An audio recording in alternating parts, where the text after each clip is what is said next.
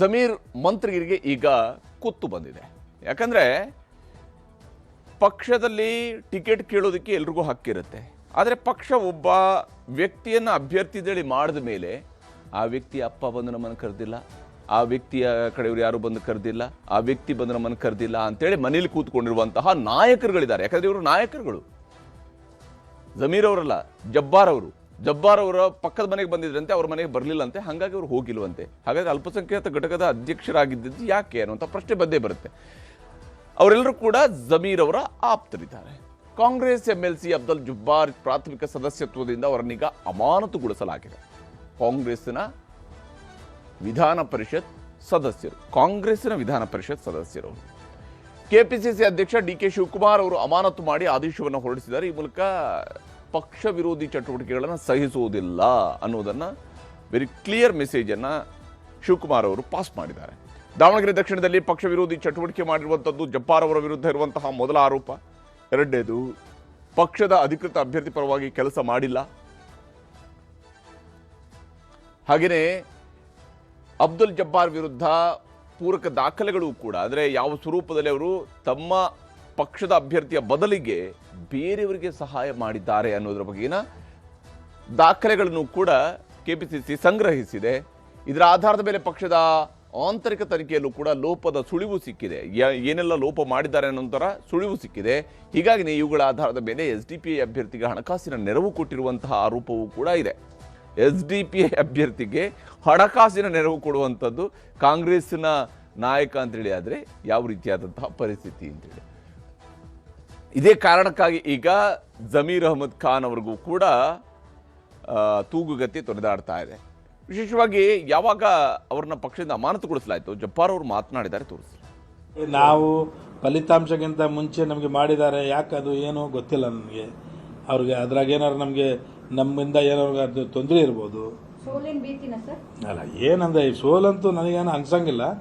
ಕಾಂಗ್ರೆಸ್ ಗೆಲ್ತಿದಂತ ಅನಿಸ್ತೈತಿ. ಅದು ಅದ್ರ ಮೇಲೆ ಇವ್ರು ಯಾಕೆ ಹಿಂಗೆ ಮಾಡಕತ್ತಾರಂತ ನನಗೆ ಅನ್ನಿಸ್ತಾ ಇಲ್ಲ. ಒಂದೇನು ಮನೆಗೆ ಯಾಕಪ್ಪ ಅಷ್ಟು ಸ್ಥಾನಮಾನಗಳು ಹೋಗ್ಬೇಕು, ಬೇರೆ ಯಾರಿಗೂ ಆಗ್ಬಾರ್ದೇನು, ಅದು ಒಂದೇ ನಮ್ಮ ರೀಸನ್. ಅಲ್ಲ, ಈಗ ಮುಂದೆನೆ ಕಾಣ್ತಾ ಇದ್ದಲ್ಲ, ಹಂಗೆ ಒಂದೇ ಮನೆಗೆ ಯಾಕಪ್ಪ ಹಗಲೆಲ್ಲ ನುಗ್ತೀರಿ, ಬೇರೆ ಮನೆಗಳು ಅದಾವೆ ಅಂತ ನಾವು ಹೇಳಿದ್ವಿ. ಏನಾಗಿತ್ತು, ಯಾಕೆ ಮಾಡ್ತಿದಾರೋ ಅಂತ ಅರ್ಥ ಆಗ್ತಾ ಇಲ್ಲ ನಮಗೂ. ನಮಗೇನಪ್ಪ ಚಿಂತೆ ಅಂತ ಹೇಳಿದ್ರೆ ಶಿವಕುಮಾರ್ದು ಮತ್ತು ಸಿದ್ದರಾಮಯ್ಯ ಸಾಹೇಬ್ರದ್ದು ಅಂತ ಕ್ವಶನ್ ಅಲ್ಲ.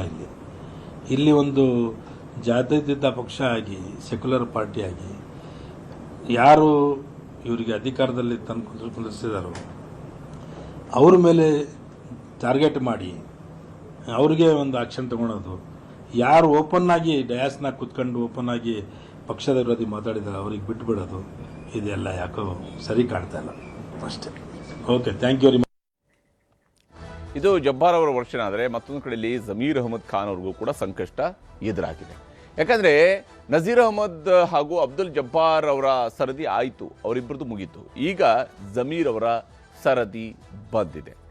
ಸಚಿವ ಜಮೀರ್ ಅಹಮದ್ ಮೇಲೂ ಕೂಡ ಶಿಸ್ತು ಕ್ರಮವನ್ನು ಕೈಗೊಳ್ತಾರಾ? ಯಾಕಂದರೆ ಇದು ಕಾಂಗ್ರೆಸ್ನಲ್ಲಿ ನಿಜಕ್ಕೂ ಕೂಡ ಕೇವಲ ಓಕೆ MLC ಮೇಲೆ ಶಿಸ್ತು ಕ್ರಮ ಅನ್ನುವಂಥದ್ದು ಏನು ಕಡಿಮೆ ಪ್ರಮಾಣದಲ್ಲ, ಅದು ಭಾಳ ದೊಡ್ಡದಾದಂಥ ನಿರ್ಧಾರನೇ. ಒಬ್ಬ MLC ಮೇಲೆ ಅಥವಾ ಒಬ್ಬ MLA ಮೇಲೆ, ಇವರುಗಳ ಮೇಲೆ ಕ್ರಮವನ್ನು ಕೈಗೊಳ್ಳುವಂಥದ್ದು ಸುಲಭ ಇರೋದಿಲ್ಲ. ಆದರೆ ಇಲ್ಲಿ ಇಬ್ಬರು MLCಗಳ ಮೇಲೆ ಕ್ರಮ ಆಗಿದೆ ಈಗ. ಆದರೆ ಅದೇ ಸ್ವರೂಪದಲ್ಲಿ ಸಚಿವರ ಮೇಲೂ ಕ್ರಮ ಆಗುತ್ತಾ? ಕೆಪಿಸಿಸಿ ಶಿಸ್ತು ಸಮಿತಿ ಮೇಲೆ ಒತ್ತಡ ಹೇರ್ತಾ ಇರುವಂತಹ ಜಮೀರ್ ವಿರೋಧಿ ಬಣ, ಜಮೀರ್ ಅವರಿಗೆ ಕ್ಲಿಯರ್ ಆಗಿ ಎಲ್ಲ ಒಂದು ವಿರೋಧಿ ಬಣ ಇರುವಂಥದ್ದು ಅವ್ರಿಗೂ ಕೂಡ ಗೊತ್ತಿದೆ, ಅದು ಅವ್ರಿಗೂ ಗೋಚರಿಸ್ತಾ ಇದೆ ಅದು. ಮತ್ತು ಕಾಂಗ್ರೆಸ್ನಲ್ಲಿ ಅದೇನು ಗುಟ್ಟಾಗಿ ಉಳಿದಿರುವಂತಹ ಸಂಗತಿ ಅಲ್ಲ. ಜಮೀರ್ ಪರವಾಗಿರುವಂತಹ ಒಂದು ಬಣ ಇದೆ, ಅವರ ವಿರುದ್ಧವಾಗಿರುವಂಥ ಒಂದು ಬಣ ಇದೆ ಅನ್ನೋದು ಗುಟ್ಟಾಗಿ ಉಳಿದಿಲ್ಲ. ಈಗ ಅಲ್ಪಸಂಖ್ಯಾತ ಮತಗಳು ಕೈತಪ್ಪುವ ಆತಂಕದಿಂದ ವರಿಷ್ಠರು ಹಿಂದೇಟು ಹಾಕಬಹುದು. ಯಾಕಂದರೆ ಜಮೀರ್ ಅಹಮದ್ ಖಾನ್ ಕೇವಲ ಕರ್ನಾಟಕದಲ್ಲಿ ಮಾತ್ರ ಬಳಕೆ ಆಗುವಂತಹ ಕಾರ್ಡ್ ಅಲ್ಲ ಕಾಂಗ್ರೆಸ್ಗೆ. ಅವ್ರನ್ನ ಕೇರಳ ಚುನಾವಣೆಯಲ್ಲಿ ಕಳಿಸಿದ್ದಾರೆ, ಹೈದರಾಬಾದ್ನಲ್ಲಿ, ತೆಲಂಗಾಣ ಚುನಾವಣೆಯ ಸಂದರ್ಭದಲ್ಲಿ ಅವರು ಹಲವು ಕ್ಷೇತ್ರಗಳಲ್ಲಿ ಪ್ರಚಾರ ಮಾಡಿದ್ದಾರೆ, ರಾಜಸ್ಥಾನದಲ್ಲಿ ಮಾಡಿದ್ದಾರೆ. ಹೀಗಿರುವಾಗ ಅಲ್ಪಸಂಖ್ಯಾತ ಮತಗಳ ದೃಷ್ಟಿಯಿಂದ ವರಿಷ್ಠರು ಹಿಂದೇಟು ಹಾಕುವ ಸಾಧ್ಯತೆಯೂ ಕೂಡ ಇದ್ದೇ ಇದೆ. ಶೋಕಾಸ್ ನೋಟಿಸ್ ನೀಡದೆ ನಜೀರ್ ಮತ್ತು ಜಬ್ಬಾರ್ ಇಬ್ಬರಿಗೂ ಕೂಡ ಕಾಂಗ್ರೆಸ್ ಹೈಕಮಾಂಡ್ ನೇರವಾಗಿ ಶಿಕ್ಷೆಯನ್ನು ವಿಧಿಸಿದೆ. ಒಬ್ಬರನ್ನ ರಾಜೀನಾಮೆ ತಗೊಂಡ್ರು, ನಂತರ ಅಮಾನತು ಮಾಡಿದ್ದಾರೆ, ಇನ್ನೊಬ್ಬರನ್ನ ವಜಾ ಮಾಡಿದ್ದಾರೆ. ಆದರೆ ಸಚಿವ ಜಮೀರ್ಗೂ ಕೂಡ ಶೋಕಾಸ್ ನೋಟಿಸ್ ನೀಡದೆ ಕ್ರಮವನ್ನು ಕೈಗೊಳ್ತಾರಾ ಅಥವಾ ಅವ್ರಿಗೆ ಶೋಕಾಸ್ ನೋಟಿಸ್ ಕೊಟ್ಟು ಕ್ರಮ ಕೈಗೊಳ್ತಾರಾ? ಶಿಸ್ತು ಸಮಿತಿಗೆ ನೋಟಿಸ್ ನೀಡುವುದಕ್ಕೆ ಕೆಪಿಸಿಸಿ ಅಧ್ಯಕ್ಷ ಡಿಕೆ ಶಿವಕುಮಾರ್ ಅವರು ಸೂಚನೆಯನ್ನು ಕೊಡ್ತಾರಾ? ಸಚಿವರ ಮೇಲೆ ಕ್ರಮ ಆಗಲಿ ಅನ್ನುವಂತಹ ನಿರ್ಧಾರಕ್ಕೆ ಬಂದ್ಬಿಡ್ತಾರಾ?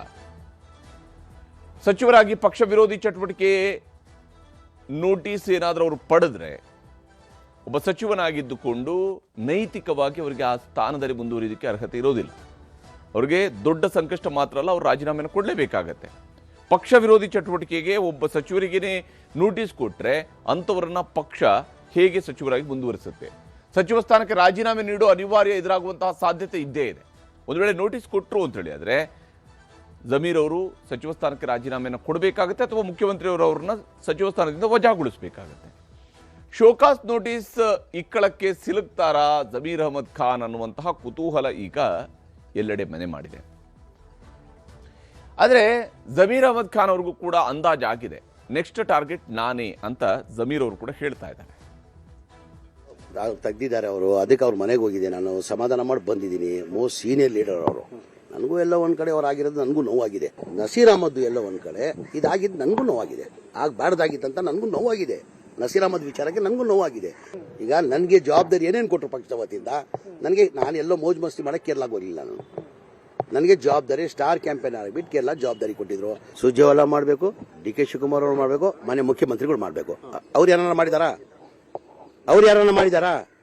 ಬೇರೆ ಯಾರು ಮಾತ್ರ ಅರ್ಥ ಇಲ್ಲ. ಬೇರೆ ಯಾರು ಮಾತಾಡಿದ್ರು ಅರ್ಥ ಇಲ್ಲ. ಇದಕ್ಕೆ ಹಂಗೇನಾರು ಇದ್ರೆ ಯಾರು ಮಾಡಬೇಕು? ಸುರ್ಜೇವಾಲಾ ಮಾಡಬೇಕು, ಡಿ ಕೆ ಶಿವಕುಮಾರ್ ಅಧ್ಯಕ್ಷರು ಮಾಡಬೇಕು, ಇಲ್ಲ ಮನೆ ಮುಖ್ಯಮಂತ್ರಿ ಮಾಡಬೇಕು.